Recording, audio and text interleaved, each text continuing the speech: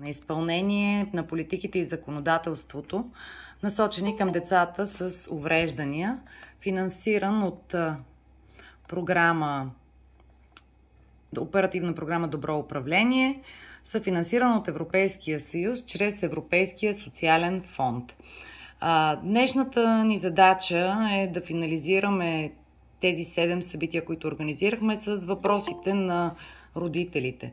Родителите на децата с аутизъм, децата от спектъра, децата с генерализирани разстройства в развитието, които те биха искали да поставят към институциите и гражданското общество, които ние ще протоколираме и които ще поставим като организация на родителите пред институциите и ще търсим техните отговори, защото не е достатъчно само да знаем повече за проблемите на децата и семействата, в които децата от спектърът растат и се стремят всички с цената на много труд, много усилия, много трудности и много лишения да осигурят необходимия достъп до навременна специализирана помощ, до всички други дейности, които са необходими, за да може максимално да се доближава качеството на живот на децата от спектъра до всички останали деца. И поставяйки тези въпроси, ние ще търсим и тяхното решение. Вярваме, че това е начинът, чрез активно участие на гражданите, на тези, които са най-заинтересовани, а именно родителите,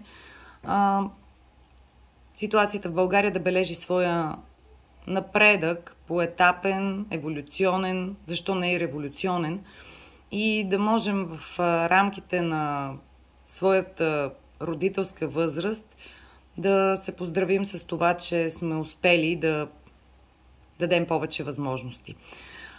Така че искам да ви представя. Нямаше яснота в обществото, що е то аутизъм, но нямаше яснота и сред родителите какво е нужно на едно дете с аутизъм, за да може да се развива с цел да използва максимума от потенциала си. Това сега е доста различно. Изключително много се направи в тази посока. Въведоха се терапии, които за България тогава бяха абсолютно непознати. Ние бяхме доста далеч на картата от съвременните подходи и методи, които са създадени за деца с генерализирани разстройства на развитието. Сега мога да кажа, че в България има центрове, които работят по най-съвременни методики и които са въвели